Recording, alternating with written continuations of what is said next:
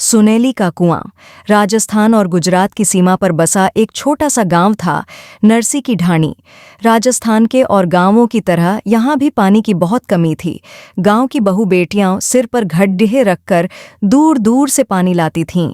इसी गांव की एक बींदनी थी, सुनेली। घर का सारा कामकाज और दूर से पानी भरकर लाना। शाम तक सुनेली थककर चूर हो जाती थी।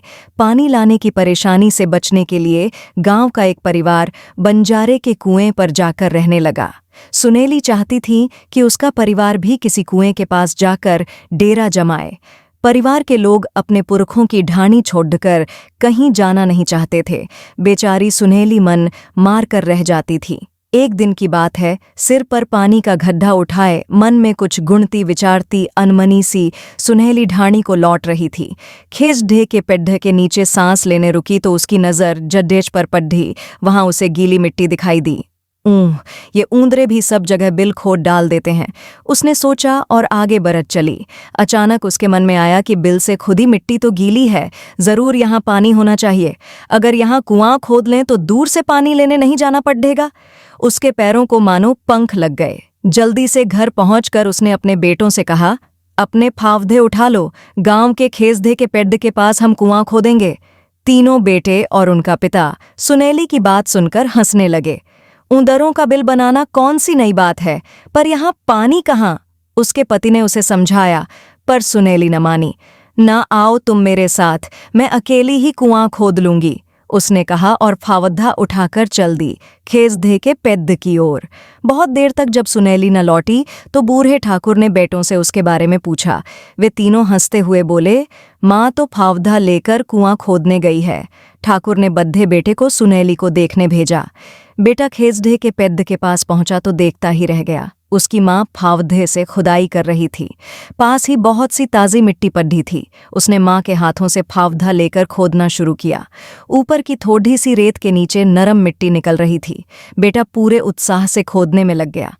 थोड़ा सुस्ताने के बाद सुनेली ने कहा, बेटा मैं विश्वास के साथ कहती हूँ कि यहाँ नीचे पानी है। सब मिलकर अगर खोदेंगे तो जल्दी ही कुआं बन सकता है। पर अगर कोई नहीं भी खोदता है तो भी मैं यहाँ खुदाई करती रहूंगी। अब तो मैं अपने कुएं का पानी पीकर ही मरूंगी। तू खुदाई कर, मैं तेरे लिए रोटी लेकर आती हूँ। बेटा जोश में खुदाई करता रहा। सुनेली जब रोटी लेकर आई तो उसने देखा कि जवान बेटे ने अच्छी खासी खुदाई कर दी है। बेटा छाया में बैठकर रोटी खाने लगा तो सुनेली खुद फावदा लेकर खुदाई में जुट गई। सांझ को जब माँ बेटे घर लौट रहे थे तो ढाणी के लोगों ने उनका मजाक उड़ाया। दोनों चुपचाप घर को लौट आए।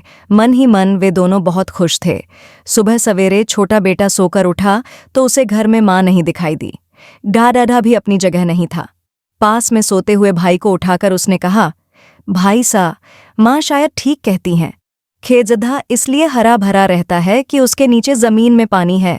चलो हम भी माँ के काम में हाथ बटाए। बड्डा भाई थोड़ी देर बैठा सोचता रहा, फिर बोला, तू ठीक कहता है, चल हम चलकर माँ का हाथ बटाएं। खेजढ़े के पास पहुंचकर दोनों माँ के खोदे गड्ढे में उतर गए। माँ के हाथ से फावदा लेकर दोनों ने खुदाई शुरू कर दी। तब तक सुनेली का पति भी वहां आ पहुंचा। पति और बेटों को देखकर सुनेली फूली न समाई। उसे विश्वास हो गया कि अब खेसढे के पास कुआं जरूर खुदेगा। दोपहर तक सारा परिवार कुआं खोदता रहा। राजस्थान का मौसम, अचानक आंधी आ गई। खोदे गए गड्ढे में रेत भर गई।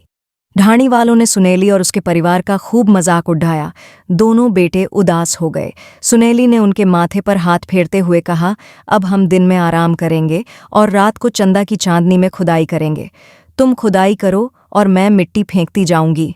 काम फिर आगे बढ़ा। उनकी लगन और विश्वास हो देखकर ढाणी वाले भी उनकी मदद के लिए आ गए। क्या छोटा क्या बड्ढा, सभी काम में जुट गए। अब सफलता पास ही दिखाई दे रही थी। जैसे जैसे गड्ढा गहरा होता गया, मिट्टी ऊपर लाना मुश्किल होने लगा।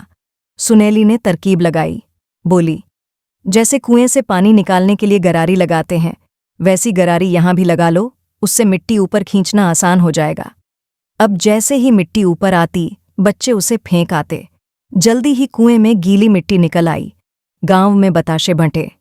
लांड के तो खहुशी से नाचने ही लगे। अब खुदाई और जल्दी जल्दी होने लगी।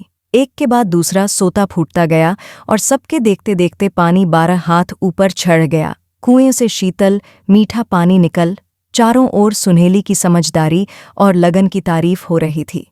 खुद उसका मन कर रहा था कि वह पानी में खूब खूब नहाए। अपनी जय जयकार सुनकर उसकी आंखें भर आईं। वह बोली, भाई लोगों, अकेला चना भाड्डा नहीं फोड़ सकता। अगर आप मेरे साथ नहीं आते तो मैं अकेली भला क्या कर पाती। गांव के सबसे बूढ़े व्यक्ति ने कहा, या तो थारी हिम्मत है बींदनी सा, ऊंदरे तो बिल खोदते ही हैं, खेजदे भी राजस्थान में उगते ही हैं, पर अपने 80 बरस के जीवन में मैंने किसी को ऐसा सोचते नहीं देखा। सुनेली के खोदे कुएं में पानी कभी खत्म नहीं होता और लोग आज भी उसे सुनेली का कुआं कहते हैं। यह लोक कथा राजस्थान व गुजरात की सरहद पर है, मगर राजस्थान में ज्यादा प्रचलित है। आपको यह लोक कथा कैसी लगी और आप इस बारे में क्या सोचते हैं? कमेंट बॉक्स में जरूर लिखिए।